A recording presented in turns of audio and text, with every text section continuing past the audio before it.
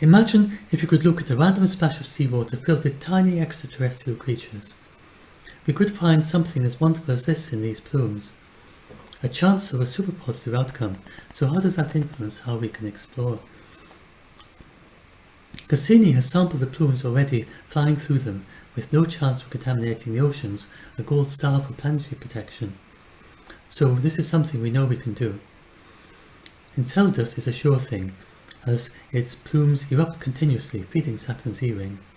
Europa's plumes are much more uncertain. They may be sporadic, like this Icelandic geyser, and fall back to its surface right away in the higher gravity, making it more of a challenge to sample them. The plume Hubble saw could be the result of a large meteorite, and when Enceladus passed by Europa on its way to Saturn, then it saw no sign of anything, and it would have been able to spot the likes of this very easily. So I'll focus on Enceladus for now, but this also applies to Europa if we can sample its plumes. The ocean is kept liquid by eccentricity tides. Enceladus can't go into a circular orbit because of resonances with Dione. Its heat budget is a long-standing puzzle. Some models work, but we don't know if they are valid. Evidence from earlier frozen-over tiger stripes suggests it may be freezing slowly. We don't need to worry about the next few thousand years, but the geysers may stop within 200 million years. The same geological evidence suggests its ocean is at least 1 billion years old. Its interior is probably like a carbonaceous chondrite meteorite, unprocessed early solar system material, rich in organics. That's great for life, except that it's also completely undifferentiated and porous. It's thought that all the salt from its interior has already flowed into its ocean, so it may have reached chemical equilibrium, and any life there might have run out of food and be extinct or sparse. On the other hand, tidal effects might easily supply enough energy for a complex ecosystem. Cassini's measurements suggest two main possibilities: a very alkaline soda lake or a less alkaline white smoker type hydrothermal vent with hot rocks. Or its oceans might be young, only 1 billion years old, or perhaps life evolved more slowly. If so, perhaps it is only the early stages of life or no life. There's a tendency to look at this and say the right-hand side is what astrobiology is all about, complex life. And in the case of the left-hand side, let's leave it to the planetary geologists. And for that matter, we might even feel that we have a duty to bring Earth life to a lifeless ocean. I'm going to suggest that Earth life or non-life is also of extraordinary interest for astrobiology, and as well as that we have nowhere near the understanding needed as accidental or intentional ocean eco-engineers. This visualization shows how Earth life makes protein. Here, messenger RNA produced by DNA polymerase meets a ribosome, a huge molecular machine that spontaneously assembles around it. These green triangular transfer molecules each bring a singular amino acid to the emerging protein chain. You can see the amino acids as red dots at the tips. This is going on at this speed in every cell of every known Earth creature, and the visualization just hints at the complexity of the process. It works, but it seems Heath Robinson, or Rube Goldberg if you're from the States, like the professor's potato peeling machine. Life must have started simpler. Perhaps as a self-replicating polymer not yet alive but encoding information, or perhaps as an autopoietic cell. This means it takes in ingredients, uses them to recreate its metabolism and cell wall, and expels waste. It's only a dozen or so chemicals, and it just splits when it gets large enough, or a daughter cell from inside escapes. This shows time of origin against gene complexity on a log plot. Prokaryotes, cells without a nucleus, are oldest. Continuing the line back in a straight line, and it crosses the axis at around double the age of the solar system. So, perhaps life started on an exoplanet around an older star. This passes through a nebula where our solar system was forming in one of these fingers at the tip. It misses most of the embryo stars, but by chance comes close enough to ours to transfer life by meteorite impacts. You can do this from quite a distance. Here, Earth could be forming in one of these dark bands. Or, the solid line may show the slope for DNA with error correction, Perhaps earlier life evolved much more quickly, as in the dotted line. Life in these extraterrestrial oceans could be anywhere on this graph. The oxygen-rich ocean of Europa could even have the likes of fish and octopuses. It's unlikely we have both reached exactly the same stage, Europa life and Earth life. Modern multicellular life is quite recent, so it might not have evolved in there yet. Or it might have evolved to some future form of life that we don't have yet. Perhaps 50-50 either way. And if it got that far, what about a civilization, millions of years old? In an ocean with no fire, their technology would be limited. They would know nothing about us, and we would know nothing about them yet. In the other direction, they could be somewhere in the first half of this graph.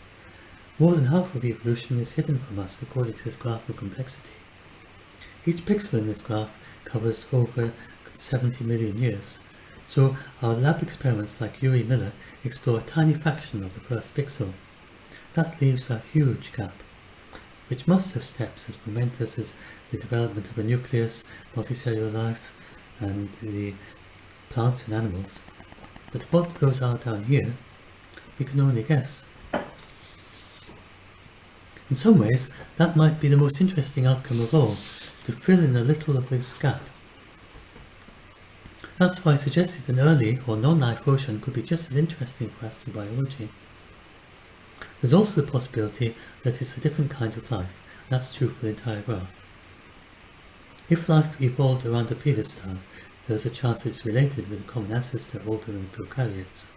But if the ocean is young, so that any previous life deteriorated, or if the life evolved quickly, it's likely that there's to be independently evolved, especially as there's little meteorite transfer between Enceladus and Earth. Earth life seems optimal. It stopped at 20 main amino acids after all, and that's with a lot of spare coding capacity. Here we can see that how serine, for instance, is coded in 4 different ways. Each of these could have coded for a different amino acid. However, this could easily be a local optimum. Let's think of the height as anything you want to optimize, such as the efficiency of the metabolism of the entire cell. You start in Australia and keep walking up, and eventually probably just get to the top of a small hillock. If you allow yourself to go up and down and travel great distances, the highest peak you can reach is only a little over 2,000 meters high, less higher than half the height of Mont Blanc. If you were at the very top of this peak, because it's a summit in this analogy, any tweaks, such as adding more amino acids, will always take you downhill. So you might well think that Earth life is the best that any life could possibly be. But if you started in North America, you'd end up at the top of Mount McKinley, which again would be a summit that seemed totally optimal. Everything you try takes you downhill, unless you were able to explore as far as South America. And then, both of those would be a lot lower than Mount Everest, which you reach as you gradually explore Eurasia. So there may be many different optimal best solutions for life, and we only know of one. Here we are looking at the workings of the oldest cells, such as the prokaryotes. So, what's more, life on Enceladus could be better than us at metabolizing. It could be the Mount Everest of metabolisms. Or, Earth life could be Mount Everest, and Enceladus life is relatively feeble. Since we're just looking at the interior of the early cells, there's no way of knowing. If Enceladus does have life at all, it's perhaps 50-50. Specialists who study the interior of a cell sometimes compare the complexity of the interactions to an ecosystem. In this analogy, all Earth life has the same ecosystem inside. I've listed a few of the things in it. Experts would add many more, common to all Earth, interacting together in complex ways. This ecosystem is so similar, life forms often swap genes in parallel transfer, and they still work. Here's a gene from a fungus. Gave this pea aphid the ability to generate carotenoids, which turns it red like a carrot. Imagine if the African Savannah, in the same way, was the only ecosystem biologists knew about, that all ecosystems were minor variations on it. And then one day, you discover a coral reef. We have never seen a tropical rainforest, or tundra, or the seashore, or anything. This shows how much we could learn just from observation of a single cell or protocell, based on different principles. So of course we are careful. This is one of the Viking landers' gold standard of planetary protection on Mars. Nevertheless, you can question if it was sterilised enough. The aim was to have no more than a 1 in 1,000 chance of contaminating Mars during the exploration stage, which is how they were thinking about it then. Is that enough, given that it could be a super positive outcome? Anyway, that decision is made. And it is generally thought that we have not contaminated Mars with Earth life, mainly because conditions there are so harsh. But it's important to know that we haven't yet looked at our spacecraft on Mars to see how many dormant microbes there are, and in what species. Our calculations predict that there are microbes, and that they are sitting there doing nothing. Again, we don't know for sure, because we haven't checked to see if our spacecrafts are replicating Earth life around them. For instance, Phoenix was crushed with the advancing winter dry ice sheet. We have no experimental data from Mars on this, on what happened to the microbes on it. So this is a little bit shaky. We don't think we have contaminated Mars, but it's not the best basis for making decisions about icy moons. The National Research Council looked at it, and especially since these oceans are much more habitable in Mars and probability assessments are more uncertain here, this approach just wouldn't work. They recommended binary decision trees. The orbiter or flyby passes at stage 5 with a yes, because it's not going to encounter a habitable region, but any Enceladus life mole, or penetrator, or cryobot passes through all the way to the final stage. And then you have stringent planetary protection or cancel mission. The Russians in Antarctica drilled nearly all the way down to Lake Vostok and then discovered they were approaching a lake. So they just stopped for over a decade. Eventually they drilled into it in such a way as to trigger a mini geyser of 30 or 40 meters so that there would be no forward contamination into the lake. This is like a flyby mission. So far they have only sampled this plume. It would be easy to send a submarine down, but they feel they haven't yet got the technology to sterilise it. So in the same way, when exploring Enceladus, we should always have the option cancel the mission, not ready yet. This rabbit-proof fence was built to protect Western Australia in the 1900s from rabbits introduced by European colonists. It was the longest fence in the world, and it did work after fashion for some years. Cartoonists had a field day, showing here a probable use that rabbits might make of it. I wonder what kind of fence we could put across the Enceladus Ocean. GOSPAR recommended a target of a chance of 1 in 10,000 of contamination in the next 1,000 years. However, there was a lot of discussion in the workshops. There is no science you can do, no a priori calculation, no experiments that can give you these two numbers. It is an ethical decision. If you think about it as a potential super positive outcome, you might look at these numbers a bit differently. We have a chance of a super positive benefit to billions of people, revolutionising perhaps medicine, agriculture, nanotechnology. We don't know how probable it is, but it is a possibility. In the direction of a sample return to Earth, the legal situation is clear. This is a principle of modern international law introduced because of the new things we can do. A sample return could, in the worst case, cause degradation of the environment. For instance, if we return a life form better than Earth life, then that could degrade the environment. In a situation like this, we must take precautions, even if we don't know what is in it. It's no good saying, "I have no idea, but surely it's okay," or use hand-waving arguments. We have to take precautions anyway.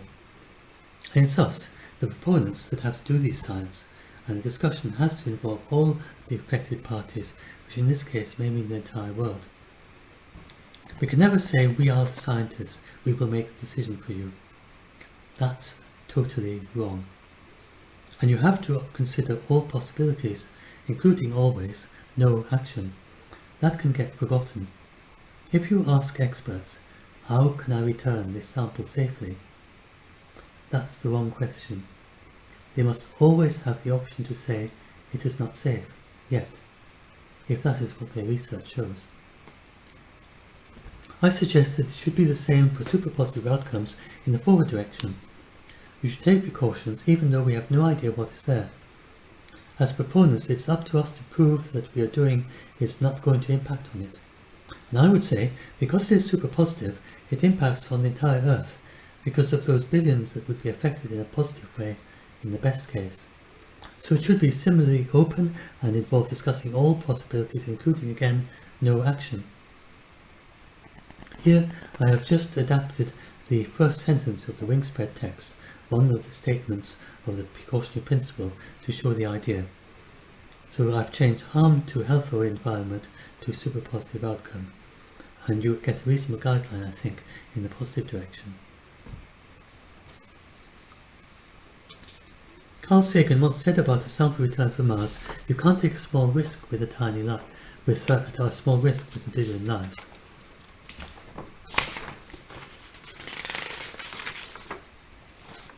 Nick Bostrom has developed a philosophical approach to existential risks. That is to say, risks of serious impact on human habitability of the Earth and our future life prospects. He has suggested that we haven't evolved an intuition for these risks because we haven't encountered them before. He suggests one way to get a clear idea is to look at the expected number of people affected. So, for instance, in sample return discussions, they often say that the risk of 1 in a million is acceptable, a tiny figure used for biosafety laboratory designs. But if you multiply that by the population of the Earth, the expected number affected is 7,300 people. That becomes millions or trillions of people if it is possible that all future humans could be affected. So even with a tiny chance like that, sometimes the expected number impacted can be huge. I suggest the same applies in the forward direction. There is absolutely no impact on human health, but if you increase the chance of a super positive outcome by 1 in 10,000 by taking more care, and do the same calculations, the expected number is 730,000 people benefited. And again, it becomes billions or trillions of people benefited if you consider future generations. Here, possible future beings from Earth study Enceladus. At bottom left, H.G. Wells' human for 1 million years in the future, little more than eyes and a brain, because machines do everything. Then, the humanoids from Avatar, standing for the idea of future humans more closely connected ecologically with the Earth. Then, there's Alex the Grey Pigeon, the Grey Parrot, possibly the most intelligent non-human known. Perhaps in the future, we may get civilizations of descendants of parrots and other creatures either coexisting or following on.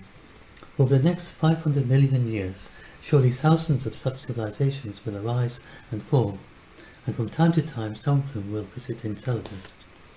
We have a super positive outcome for all of them, not just ourselves. Also, of course, for any beings in the oceans already. This is the next step up from a flyby, an orbiter. In the plans, it starts with several gravity-assist flybys of Titan off the picture, then the inner moons, ending up in an equatorial orbit around Enceladus with almost no delta V. Sadly, a polar orbit around Enceladus is unstable, so it can only pass through the geysers at its south pole occasionally. But the big advantage is that it can capture the material at around 100 meters per second, and is only 8 times faster than Usain Bolt. With capture into aerogel, we can hope to find even viable microbial spores and intact autopoietic cells, if they exist. You might think that every sample would be the same. However, we'd be able to fly at different heights. For instance, we can go lower for the larger particles, which Cassini has already done. Also, we can go through the plumes at different states of the tides, which vary all the way around Enceladus' orbit, and we can sample them also individually. And if there is life here, perhaps sporadic subsurface events, equivalent of algae blooms, might send interesting material into space from time to time. You get a rather poor idea of what we can do in situ from our mission so far. Only one of these instruments has ever flown, the Philae Cossack chiral cask chromatography. We can now send sensitive labs on a chip, able to distinguish just one molecule of an organic in the sample for the subcritical liquid water extraction. This is now miniaturized right down to the astrobial nebula. Monoclonal antibodies can also be very sensitive. Solid 3 in this instrument in its test in the Arizona desert found a previously undiscovered habitat 2 meters below the surface. It's so sensitive. Incidentally, it is not limited to Earth-based organics. The key to Cassini's success was to send a wide range of in-situ instruments. Nobody expected the plumes, but it was so well equipped it had what was needed to get started. I suggest we do the same for our search for life. This can help invigorate the entire field. Many teams of astrobiologists will see instruments fly in space for the first time since Viking. And even if they don't find anything, for instance, if the miniaturized informational polymer sequencers don't find DNA or XNA, this may tell us that it is not related to Earth life and rule out other alternatives. And if it does find them, it sequences them. Or, if the microbial fuel cell finds no redox reactions, and our result can be very significant. Many of these instruments are so small, far smaller than for Viking. Indeed, many of them are labs on a chip now. We could maybe even send all of these. I would suggest a good high-res optical microscope as well. That's just because how silly it would be if there was life in our sample moving around purposefully and we just couldn't see it. This shows the next stage. You might think that there is no chance of contaminating the ocean with an ice mole, because after all the geysers erupt upwards. But unfortunately, the cracks continually open and close with the tides on every orbit. Also, new geysers must form from time to time. It could get crushed or work its way down, or parts of it could. Notice also that the interior of the geyser is a near vacuum filled with water vapour for a long way down. How we sterilise it may depend on what we find. For instance, if the ocean consists of autopoietic cells, we may need to take great care not to introduce even dead machinery of Earth life, in case the cells take it up and learn new tricks. Or, if it is closely related to us, we may need to take great care about GTAs, which can transfer genes rapidly, even overnight in seawater, to completely unrelated fauna of Archaea. With ideas of a super positive outcome, we need to sterilise the ice mole totally, not just for the next 1,000 years. I think that could be feasible. With ExoMars, they're exploring carbon dioxide snow after preliminary cleansing. At temperatures above 31.1 degrees centigrade and high pressures, CO2 becomes supercritical, a state between a gas and a liquid, penetrates cell walls and dissolves organics readily. When pressure is reduced, the organics are blown away in the snow by hot dry air, leaving nothing behind. We would need to sterilise any electronics at the end of the mission, perhaps by the same method as it has successfully sterilised USB drives. Or perhaps we could do it with ionising radiation. Even if we solve the sterilisation issues, I suggest our first mission looks at the plumes with as wide a range of instruments as we can possibly send there. Because until then, we can't do an optimal design for our ice mole, and we won't even know what are the best instruments to put on it. If we get interesting results, it will surely be easy to get funding for follow-up missions. By then, our spacecraft may be able to get there quickly, drill more quickly, return samples sooner, and have smaller and better instruments. As for sample return, that needs a new talk. But in short, you might be surprised at how complex the suggestions are for planetary protection for a return to the Earth's surface. It would add over $500 million to the cost, and may still leave some safety questions unanswered, as well as requiring about a 10-year process of new internal and international legislature. I think the safest, simplest, and also lowest cost place to return it to would be to a teleoperated facility in high Earth orbit, which humans go nowhere near. I have detailed reasons for that, which I can explain separately. Anyway, we wouldn't know for sure how to design the return capsule until we know what we need to return, where to return it from, and how to best preserve it on the long journey back. So instead, I suggest we get the ingenious teams of astrobiologists at this stage to submit their ideas for instruments research in situ, and send the very best of these on our next mission to look at the plumes close up. Meanwhile, of course, we continue with our research into the ice moles and the penetrators and so forth, because we hope we'll be able to send those in the fairly imminent future after we've found out the results from the in situ researches.